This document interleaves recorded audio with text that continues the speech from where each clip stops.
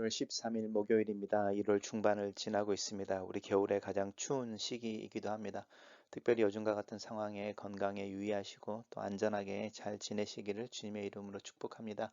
매일 성경 묵상 나눔 요한복음 4장 27절에서 42절이 오늘의 본문입니다. 본문을 읽습니다. 이때에 제자들이 돌아와서 예수께서 여자와 말씀하시는 것을 이상히 여겼으나 무엇을 구하시나이까 어찌 그와 말씀하시나이까 묻는 자가 없더라. 여자가 물동이를 버려 두고 동네로 들어가서 사람들에게 이르되 내가 행한 모든 일을 내게 말한 사람을 와서 보라. 이는 그리스도가 아니냐 하니 그들이 동네에서 나와 예수께로 오더라. 그 사이에 제자들이 청하여 이르되 랍비여 잡수소서. 이르시되 내게는 너희가 알지 못하는 먹을 양식이 있느니라. 제자들이 서로 말하되 누가 잡수실 것을 갖다 드렸는가 하니 예수께서 이르시되 나의 양식은 나를 보내신 이의 뜻을 행하며 그의 일을 온전히 이루는 이것이니라. 너희는 넉 달이 지나야 추수할 때가 이르겠다 하지 아니하느냐. 그러나 나는 너희에게 이르노니 너희 눈을 들어 밭을 보라. 희어져 추수하게 되었도다. 거두는 자가 이미 싹도 받고 영생에 이르는 열매를 모으나니 이는 뿌리는 자와 거두는 자가 함께 즐거워하게 하려 함이라. 그런즉 한 사람이 심고 다른 사람이 거둔다 하는 말이 옳도다. 내가 너희로 노력하지 않은 것을 거두러 보내었노니 다른 사람들은 노력하였고 너희는 그들이 노력한 것에 참여하였느니라. 여자의 말이 내가 행한 모든 것을 그가 내게 말하였다 증언하므로 그 동네 중에 많은 사마리아인이 예수를 믿는지라. 사마리아인들이 예수께 와서 자기들과 함께 유하시기를 청하니 거기에 이틀을 유하심에 예수의 말씀으로 말미암아 믿는 자가 더욱 많아 그 여자에게 말하되 이제 우리가 믿는 것은 내 말로 인함이 아니니 이는 우리가 친히 듣고 그가 참으로 세상의 구주이신 줄 알미라 하였더라. 오늘의 본문은 사마리아 여인과 예수님의 대화의 마지막 부분입니다. 세 개의 단락으로 나누어져 있습니다. 첫 번째 단락입니다. 이때라고 말하는 부분은 우리 어제 묵상했던 내용이죠. 이제 예수께서 너에게 남편을 데리고 오라 이러면서 그 여인의 남편이 다섯이나 있었고 지금 동거하고 있는 남자가 남편이 아니라고 말하는 것 속에 여인의 어떤 목마름, 이렇게 채워지지 않는 어떤 니드에 대한 지적을 하고 또 예배에 대한 이야기를 하시면서 맨 마지막에 이제 그리스도에 대한 이름이 나오고 예수께서 자신이 그리스도라고 드러내는 그 상황입니다. 그 상황에서 이제 예수께서 여자와 말씀하시는 것을 이상히 여겼다. 왜냐하면 유대인이신 예수님이 사마리아인 남자도 아니고 여자와 이야기하고 있는 것을 이상히 여겼으나 이 제자들도 눈치가 있는 거죠. 뭔가 이렇게 심상치 않은 분위기를 아마 느꼈을 것입니다. 어쩌면 뭐 여인의 눈물이 터졌을 수도 있고요. 아니면 그 여인의 어떤 그 눈에서 나온 어떤 이렇게 감격 또 깨달음 잠깐의 어떤 상황일지도 모르겠지만 여자가 갑자기 물동이를 내버려 두고 그 동네로 들어가기 바로 직전에 그 어쩔 줄 몰라 하는 그 고민하는 것 같은 그런 상황들 속에 아마 제자들도 감히 말을 건네지 못했을까 못하지 않았을까 이렇게 생각해 봅니다. 이제 그러고 나서 이제 여인이 물동이를 내버려 두고 동네로 들어가는 거죠. 그만큼 이 여인이 감격했다라는 뜻이기도 하고요. 또 이 여인이 이제 행동하는 사람인 것을 또 드러내기도 하고 그렇습니다. 물동이 자기가 물을 기르러 왔던 자기의 어떤 육체적인 필요 때문에 물을 기르러 왔던 그 물동이를 내어놓는 것은 더 깊은 필요가 채워졌다는 상징이기도 합니다. 동네에 들어가서 이제 사람들에게 이르는데 내가 행한 모든 것을 나에게 말한 사람을 와서 보라 이렇게 말하는데 이 여인이 행한 내 모든 일이 무엇일까요? 그 다섯 남편을 그리고 지금은 여섯 번째 남자와 동거하고 있는 그 자신의 안에 채워지지 않는 목마름을 육체적으로 채우기 위해서 아니면 자신의 실생활 속에서 채우기 위해서 그가 했던 어떤 일들이 있는데 사실은 그 일 때문에 이 여인이 수가성에서 비난과 멸시를 받고 있었고 그 뜨거운 정오에 홀로 나와서 물을 길어야 하는 소외된 삶을 살고 있었는데 그 일들을 이야기하는 거죠. 그의 행한 모든 일들을 나에게 말한 사람을 와서 보라. 근데 여기에 내가 행한 모든 일을 행한 나에게 말한 사람인데 그 사람이 나를 정죄하지 않고 또 나에게 뭐라고 탓하지 않고 오히려 그 속에서 표현되어지는 내 누구도 채우지 못했던 그 내 니드에 대해서 말하고 이런 부분이 그 나에게 말한 사람이라는 것 속에 들어가 있습니다. 그는 그리스도가 아니냐라고 이제 이야기하는데 그리스도다라는 것이죠. 이렇게 이 여인의 참 큰 고백이고 간증입니다. 그리고 그들이 동네에서 나와서 예수께로 오더라 이렇게 이제 말하고 있습니다. 단락을 요약해 보겠습니다. 여인이 물동이를 버려두고 동네에 들어가 와서 보라 이는 그리스도가 아니냐라고 전하고 사람들이 예수께 나아온다 이렇게 요약해 봤습니다. 두 번째 단락은 이제 그 여인이 양동이를 물동이를 두고 이제 수가성 안으로 도심지로 들어가서 사람들에게 외치고 사람들이 나오는 이제 그 시간에 인터벌이 있었을 텐데 그 인터벌 사이에 이제 예수님과 제자들 사이에 일어나는 대화를 이제 중간에 넣어 놓습니다. 왜냐하면 우리 처음에 이야기할 때 이제 예수님이 이제 그 갈릴리로 가시기 위해 유대 땅을 건너서 사마리아를 통과하셔야 되겠기에 통과하는 중에 피곤하셔서 그대로 주저앉으셨다. 그리고 이제 제자들은 음식을 사러 수가성내로 들어갔다라고 말을 했었으니까요. 이제 음식을 가지고 온 거죠. 그리고 이제 예수님에게 이제 잡수십시오 이렇게 말하는 거죠. 우리가 랍비어라고 하는 것은 선생님이라고 말하는 자신들의 리더에 대해서 또 이들이 아직은 예수 그리스도에서 고백해내고 있는 그 고백의 어떤 어, 현실 또 이렇게 현재를 알려주기도 합니다.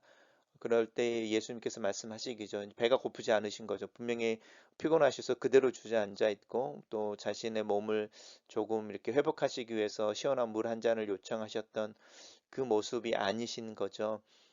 그럴 때 예수님께서 뭐라고 말씀하시냐면 배가 부르다라는 거죠. 너희들 알지 못하는 먹을 양식이 있다. 이렇게 말씀하시는 거죠. 그러니까 이제 제자들도 마찬가지죠. 지금 니고데모에도 그렇고 이 사마리아 여인도 그렇고 이 제자들도 그렇고 이제 그 영적인 것과 또 우리의 삶에서 경험하는 것들 사이에 우리 이런 표현을 좀 쓰면 그렇지만 영적인 것과 육적인 것의 다른 차원을 구별하지 못하는 부분으로 지금 계속 나오고 있죠. 맨 처음에.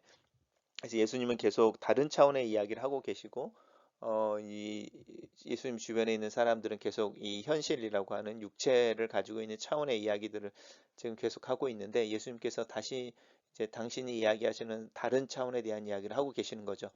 나의 양식은 나를 보내신 이의 뜻을 행하며 그 일을 온전히 이루는 것이다. 이렇게 말씀하십니다.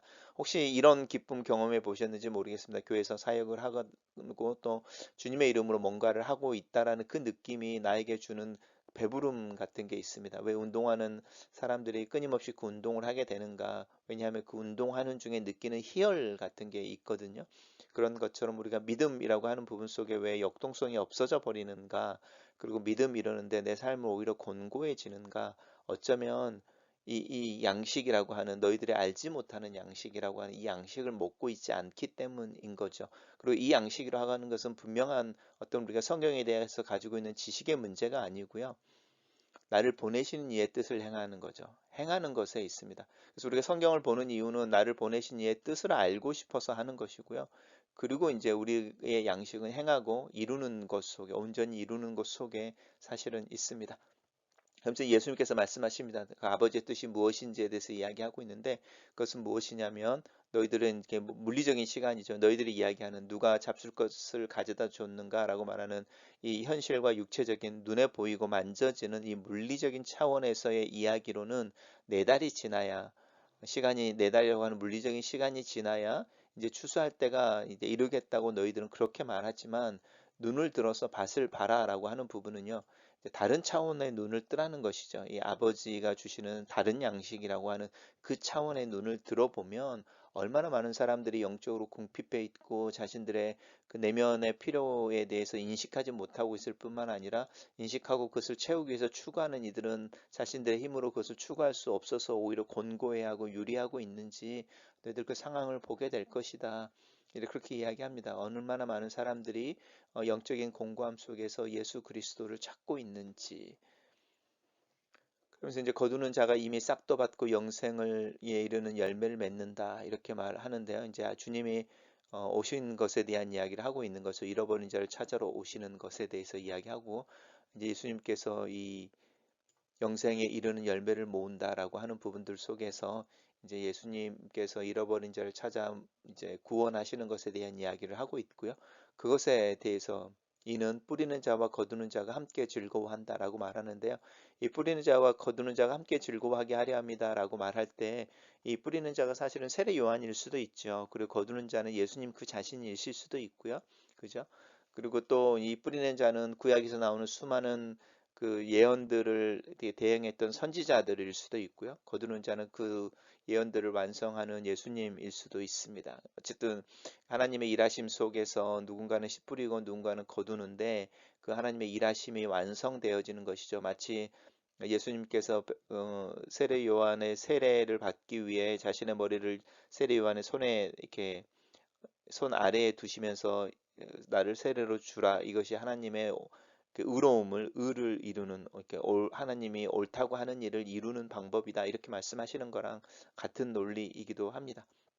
그러면서 이제 흥미로운 것은 한 사람은 심고 다른 사람은 거둔다고 하는 말이 많다라고 말하면서 이 제자들에게 이야기하는 거죠. 너희로 노력하지 않은 것을 거두러 보내었다. 다른 사람들은 노력하였고 너희는 그 노력한 것에 참여하였다. 이렇게 말합니다. 복음이라고 하는 부분이 어느 순간에 하늘에서 떨어진 것이 아니고 하나님이 그 복음을 우리에게 전해주시고 예수 그리스도를 통해서 감춰진 하나님에 대해서 하나님 말씀에 대해서 드러내게 하시는 그 때라고 하는 물리적인 때가 아니고 우리가 이제 이 영적인 차원에서 이렇게 카이로스라고 말하는 그때가 오게 하기 위해서 예수님께서 이제 사도 바울이 그렇게 말하는 것처럼 때가 이름에 하나님의 아들이 여자의 몸에서 태어났다 이렇게 말하는 그 때가 이루어지고 하나님의 구원이 구체적으로 성취되어지는 과정 속에 많은 사람들이 일을 했고 그들의 수고 속에 사실 우리에게까지 복음이 들어왔고 예수님이 지금 너희로라고 말하는 것이 이제 제자들이지만 이 너희로라고 하는 것 속에 우리들 자신도 포함되어져 있는 것 한번 생각해 보시면 좋겠습니다. 단락을 요약해 보겠습니다. 먹을 것을 권하는 제자들에게 나를 보내시는 이의 뜻을 행하며 그의 일을 온전히 이루는 것이 나의 양식이다 라고 말씀하신다. 그리고 제자들에게 추수할 때가 되었고 너희로 노력하지 않은 것을 거두러 너희를 보낸다고 하신다. 이렇게 요약했습니다. 세 번째 단락입니다. 다시 이제 첫 번째 단락에서 이어지는 것이죠. 그러니까 두 번째 단락은 첫 번째와 세 번째 단락 사이에 예수님과 제자들 사이의 대화였던 것이고요. 이제 여자의 말이 다시 이제 반복되어집니다. 내가 행한 모든 것을 그가 나에게 말했다라고 하는 거죠. 지금 제가 계속 이야기하지만 요한복음에서는 어떤 사실이 두 번 반복되어지면서 이제 그것을 강조하고 있는 것을 기억하시면 이 여자의 말이 첫 번째 단락에서 그리고 세 번째 단락에서 똑같이 반복되어지면서 이 여자의 말이 지금 강조되어지고 있습니다. 그 중에 이제 많은 사마리아인들이 예수를 믿었다라고 말하는 이 믿음인 거죠. 이 믿음과요. 그 다음에 이제 그 사람들이 예수께 와서 함께 유하기를 청하고 예수님께서 그들과 함께 이제 지내로 있음으로 말미암아 이 믿는 자가 더욱더 많아졌다. 그리고 이제 우리가 믿는 것은이라고 하는 이 믿음이라고 하는 부분이 사실은 차이가 있습니다. 그래서 이제 우리가 그 믿음이라고 하는 부분들 속에서 첫 번째의 믿음이라고 하는 부분과 두 번째의 믿음이 있는데요. 이렇게 예수님에 대한 말을 믿는 것과 예수님을 믿는 것은 좀 다른 부분입니다. 그래서 이제 많은 사마리아인이 예수를 믿었다라고 하는 것은요, 이 여인이 증거하는 그 증거를 믿었다라는 뜻이고요. 예수님에 대한 증거를 믿었다라는 것이고요. 두 번째에서 이야기하는 이제 이것은 예수님을 믿게 되는 것이죠. 이게 요한복음에서 다시 나오게 되는데요. 이제 그 왕의 신하의 아들이 이렇게 병들어 죽게 되었을 때 이 왕의 신하가 예수님에게 나와서 예수님과 대화하는 장면 속에 이제 다른 믿음의 레벨들이 이렇게 나옵니다. 나오는데 이제 첫 번째는 예수님의 능력을 믿는 게 있고요. 두 번째는 예수님의 약속인 거죠. 가라, 내 아들이 나았다라고 말하는 그 약속을 믿고 가는 게 있고요. 그리고 정말로 자신의 아들이 나았음을 다 알게 되고 예수를 믿었다고 표현되어지는 예수님을 믿는 게 그 믿음이 나옵니다. 그래서 우리의 믿음도 사실은 예수님의 능력 때문에 누군가가 우리에게 이야기하는 그 예수님의 능력 때문에 그리고 그 능력이 나의 것이 되어지기를 원하는 그래서 내 필요가 채워지는 이제 내 문제가 해결되어지는 이런 걸로 사실은 신앙생활을 많이 하게 되고요. 그리고 나면은 이제 성경에서 나오는 예수님에 대한 아니면 하나님의 약속들을 붙들게 되는 거죠. 그리고 나면 이제 나오는 믿음이 하나님을 믿는 것이죠. 하나님을 하나님으로 인정한다는 게 뭔지, 예수를 그리스도로 인정한다는 게 뭔지라고 하는 부분, 그분의 능력과 상관없이 또 그분의 약속과 상관없이 그 약속을 주시는 그분, 그리고 그 능력의 주체가 되시는 그 주체를 믿는 믿음이 있습니다. 우리가 거기까지 사실은 가야 하는데 이 사마리아인들이 이제 예수님이 거하고 그들과 함께 있는 중에 이제 그들의 믿음이 이제 그 단계로 진행되는 부분을 보게 되는 거죠. 그러면서 이제 나오는 게 그것이죠. 그러니까 예수님이 누구이신지를 고백해내는 것입니다. 예수님이 이렇게 하나님의 아들이고 세상의 구주이심을 안다라는 것인데요. 경험했다라는 것이죠. 알게 되어지고 경험하게 됐고 그 믿음에 대해서 우리가 가지고 있다.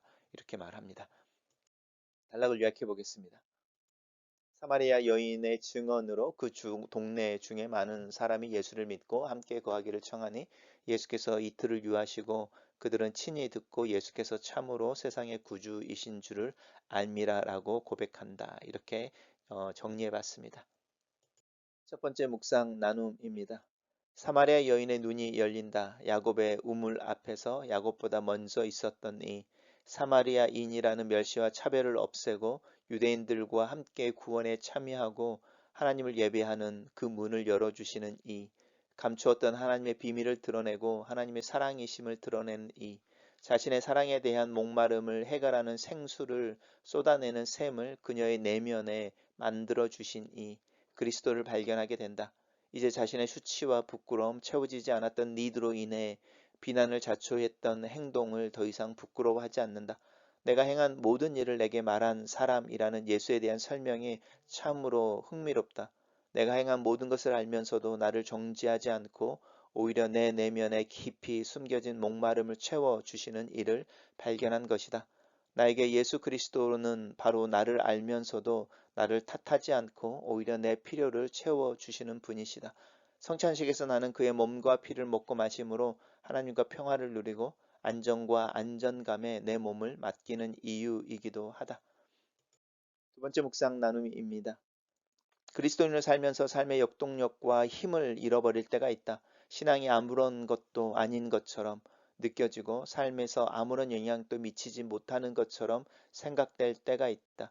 영적인 침체에 빠지게 되는 주된 이유는 나를 살게 하며 행복하고 기쁘게 하는 양식이 무엇인지를 잊어버리는 것이다. 단순히 내 눈에 보이는 현상과 몸으로 느끼는 배고픔에 몰두하게 될 때, 다른 이들과 비교하며 나 스스로 작아지고 주눅이 들 때, 내가 살아있음을 느끼게 하는 것은 바로 나를 보내신 이의 뜻을 행하며 그의 일을 온전하게 이루는 그 사명의 길에 순종함으로 행동하는 것임을 잊어버리게 된다. 그럴 때 내 삶은 한없이 초라해지고 내 마음은 한없이 쪼그라들며 내 하루는 피곤하고 지루해진다.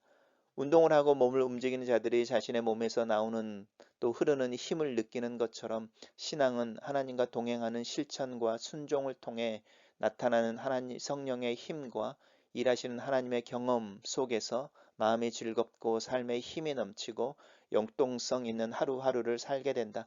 나는 이 믿음의 순종을 위해 영적 운동을 지속하고 내게 주어진 상황에서 주님의 일을 하는 일상을 살고 있는지, 바울의 말처럼 먹든지 마시든지 무슨 말이나 무슨 일에나 주님을 위해서라는 그 깊은 진리를 더 깨닫고 살아낼 수 있기를 기도한다. 세 번째 묵상 나눔입니다. 예수의 첫 제자들이었던 안드레와 다른 제자가 예수를 찾아 함께 밤을 보내고 그 다음 날에 베드로를 향해 우리가 메시아를 만났다라고 외쳤던 것처럼 수가성의 사람들은 예수께 그들과 함께 유할 것을 요청하고 우리가 친히 듣고 그가 참으로 세상의 구주인 줄 알았다라고 고백한다. 나에게도 이렇게 주님과 함께 거하는 시간과 경험이 필요하다. 내가 친히 듣고 예수를 그리스도로 깨닫고 고백하는 나의 그 경험이 필요하다. 이 경험은 단순히 믿음의 첫 고백을 의미하지 않는다. 내 신앙과 삶의 근본이 예수 그리스도와 함께하는 시간과 경험에 있다. 이 함께하는 경험을 위해 나는 아침에 말씀을 묵상하고 성경을 통독하며 개인적으로 기도하는 시간에 주님을 기다린다. 글로 쓰는 기도입니다. 주님과 함께하는 경험을 통해 예수께서 그리스도이심을 알았던 수가성 사람들처럼 나 또한 주님과 함께하는 시간, 친밀함 속에서 예수 그리스도를 경험하기를 기도합니다. 아침에 묵상하는 이 시간에 성경을 통독하는 중에 내 개인의 기도의 시간에 또 내 일상의 소소한 순간들이 이 하나님과 함께하는 또 주님과 함께하는 임재 가운데 있기를 원합니다. 하나님의 사랑 안에서 나를 품어주시고 나로 나를 안으시고 함께 하시는 주님을 경험할 수 있는 영적인 민감함과 순전한 마음으로 침묵할 수 있는 여유로움을 허락하여 주시옵소서. 내가 누구인지 알면서도 나를 멀리하지 아니하시고 내가 행한 일을 다 아시면서도 나를 탓하지 아니하시고 오히려 내가 말하지 않는 사실은 나도 알지 못하는 내 목마름을 아시고 채우시는 영원한 생수를 주시는 예수 그리스도를 찬양합니다. 이 믿음이 나를 살게 합니다. 나를 사랑하시고 나로 오늘 하루를 살게 하시는 주님의 마음과 말씀을 따라 사는 실천과 순종의 경험을 통해 나에게 주어진 사명을 감당하기를 원하고 그리스도의 제자의 삶을 살며 또 그런 제자를 삼기 위해 수고하는 자가 되기를 기도합니다.